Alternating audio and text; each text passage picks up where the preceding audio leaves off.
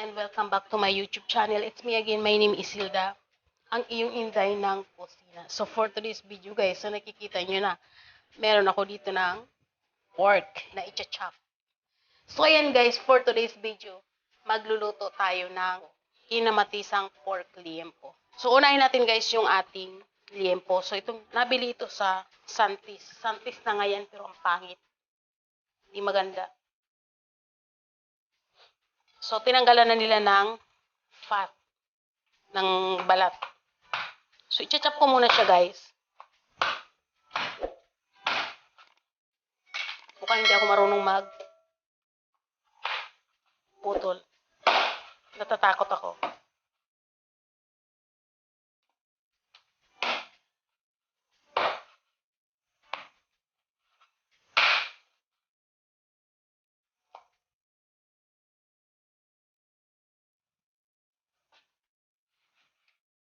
Mas maganda talaga guys mamili kapag palengke. Kasi fresh na fresh. So, Santis na nga to. Ang pangit pa ng kanilang meat.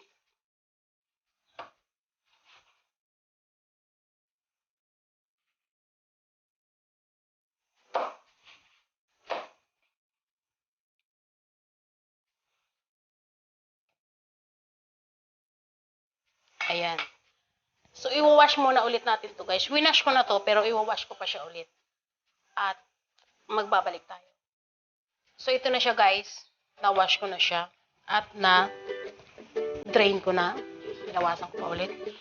So, una natin gagawin guys, ilalagay natin ito sa ating pan, pakukuluan natin. So, ilalagay natin siya dito guys. Mukhang mababaw. Pero sige lang. Lagyan ko ng konting water. Lagyan ko siya ng salt para may lasa na siya. Konting salt lang. At ng black pepper.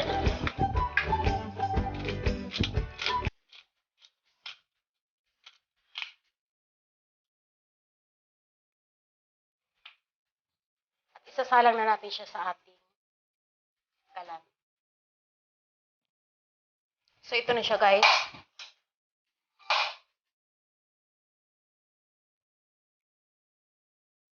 Lagyan ko siya ng konting water.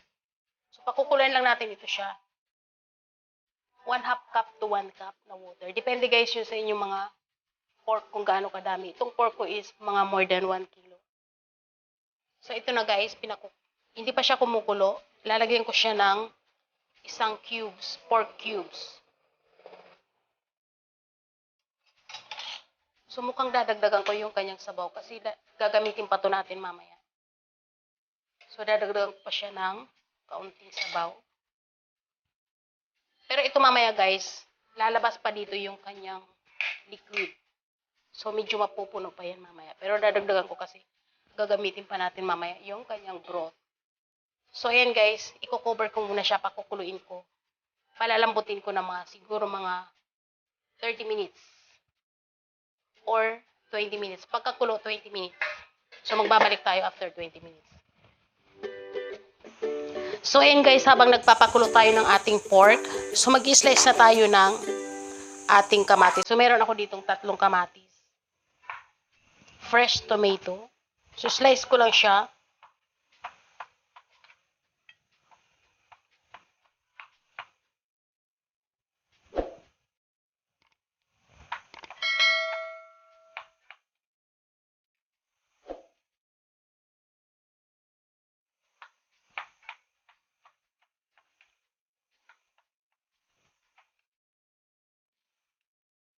Meron tayo 2 pirasong sibuyas. So, kung malaki, 1 pirasong sibuyas lang, okay na. Slice ko din siya.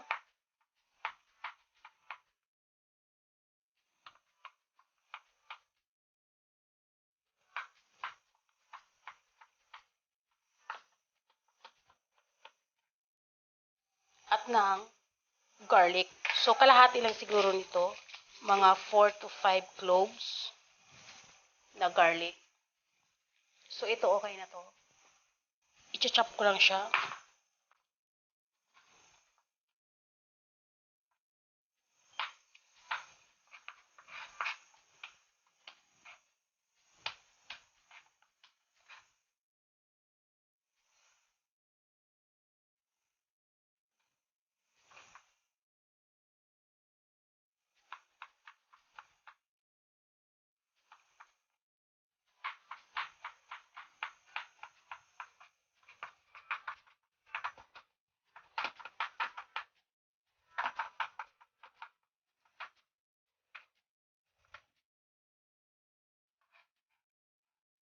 So, at ito guys, meron ako ng 2 leeks. Ito ay pang toppings lang natin to. Para meron tayo medyo palamuti naman sa ating kinamatisang pork liempo.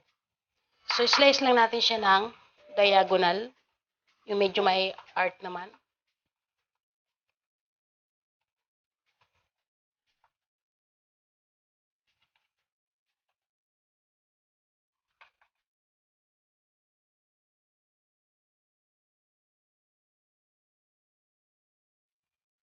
At ito na sila. Ready na. So, aside dito, mag-check natin tayo.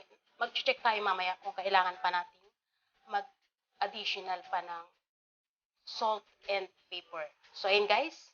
Wait na lang natin na maluto yung ating pork at tayo ay magpuproceed na sa ating pagluluto ng kinamatisang pork belly. So, ito na siya guys. Kumulo na siya. Mga nasa 5 minutes na siyang kumulo. So, hahalo-haluin ko lang siya ng konti. Pinahinaan ko na rin yung ating apoy. At tatanggalin ko yung mga iskoma niya mamaya. At guys, ipoproceed natin. Pakukuluan pa natin siya hanggang siya ay maluto ng mga 20 minutes. So, magbabalik tayo after 20 minutes. Guys, okay na to. Ito, okay na. Kasi pakukuluin pa natin itong ulit mamaya. Hinaan ko siya guys. Magpapalit ako ng pan kasi sa ibang pan ako magpapakulo. So, separate ko guys yung pork at yung pork at yung kanyang sauce. Sabaw, broth. Kasi gagamitin pa natin yung broth natin mamaya. So, ito guys, nagpainit na ako ng ating another pan. So, ito guys, naglagay na ako ng oil at uminit na siya. Pinainit ko na siya.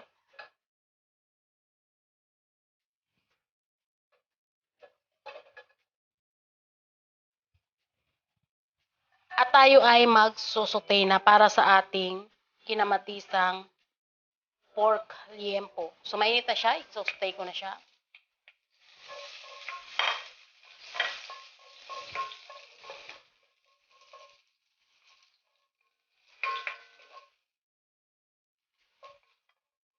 At i-next ko na kaagad yung ating onions.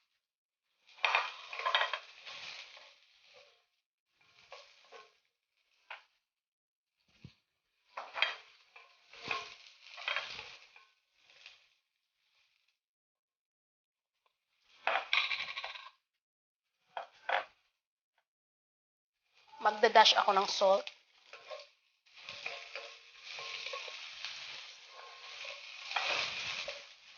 At ilalagay ko na yung ating fresh tomato. So, ititira natin yung ating leeks or onion spring kasi pang palamuti lang ito mamaya.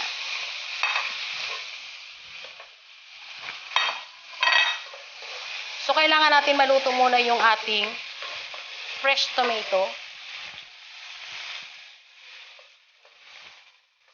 So, wait lang natin siya na maluto siya.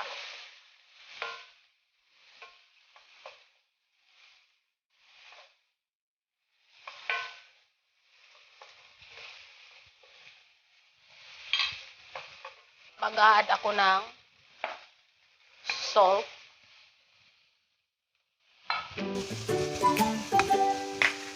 At ng black pepper.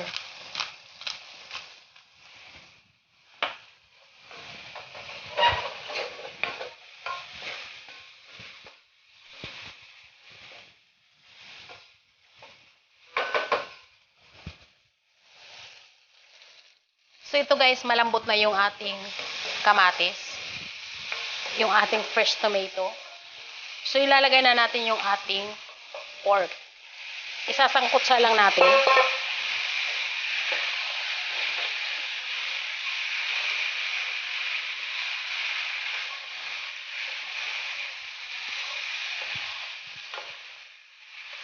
At hayaan muna natin siyang maigisa sa kanyang sariling mga sangkap.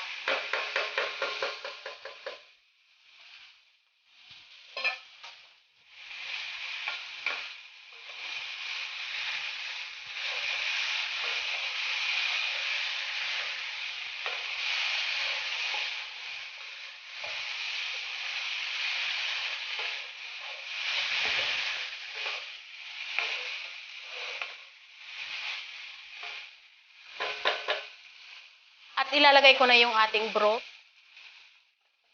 Isasala ko siya guys. Para hindi sumama yung kanyang mga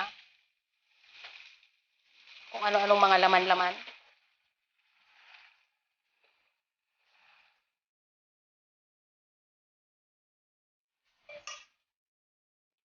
Hahalon lang natin.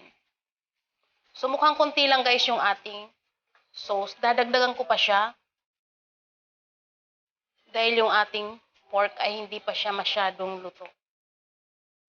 So palalambutin ko pa ito siya para mas lalong malumambot pa yung ating at masangkot siya pa yung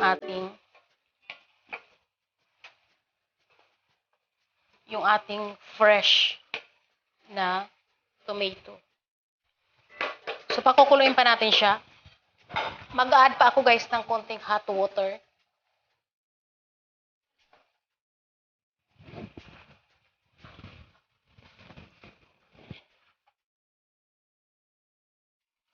At maglalagay ako ng mga 1/2 teaspoon na peppercorns.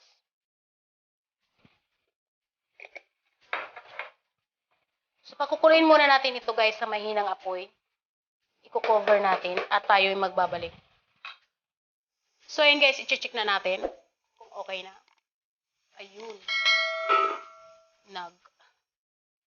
Bawas na yung ating liquid. Pero, itutuloy pa rin natin guys sa pagpapakulo.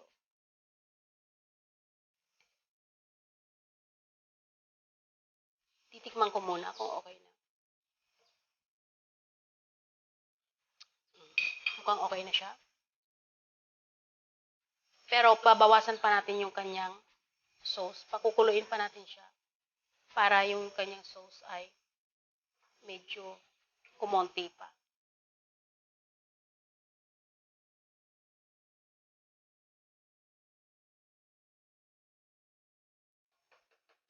So, ayan guys, i-check na natin. At ito na nga talaga, sobrang okay na talaga to. Kapag pinatagalan pa natin to, mauubusan na tayo ng sauce. Okay na siya. So guys, nakalimutan ko, additional sa ingredients, maglalagay tayo ng 2 perasong siling green. So ito kasi magtatanggal siya ng amoy. Sa kung anumang may amoy sa ating mga pork. At sa may gusto ng medyo manghang, pwedeng durugin lang yan, okay na siya. At itatap na natin guys yung ating leeks. So parang pang decoration siya. At least may kulay yung ating kinamatisang pork belly. So ayun guys, okay na to. Titikman ko pa siya ulit. At okay na nga talaga siya guys. Okay na talaga siya, pwede nang i-serve. So ayun guys, bago tayo magtapos, kung ikaw ay bago sa akin channel, mag-subscribe ka na dyan sa baba. Pakiring the bell all para every time na nag-upload ako ay manonotify ka. Medyo manghang. At paki-follow na rin ako guys sa aking Facebook page, Hilda Kitchen Vlog. Maraming salamat sa inyong panunood at sana'y magkita-kita pa tayo sa ating mga next video. Scroll up nyo lang guys yung video. May sinasuggest dyan sa YouTube mga videos ko. I-try nyo at mga okay yan na recipe. So hanggang dito na lang tayo at maraming salamat.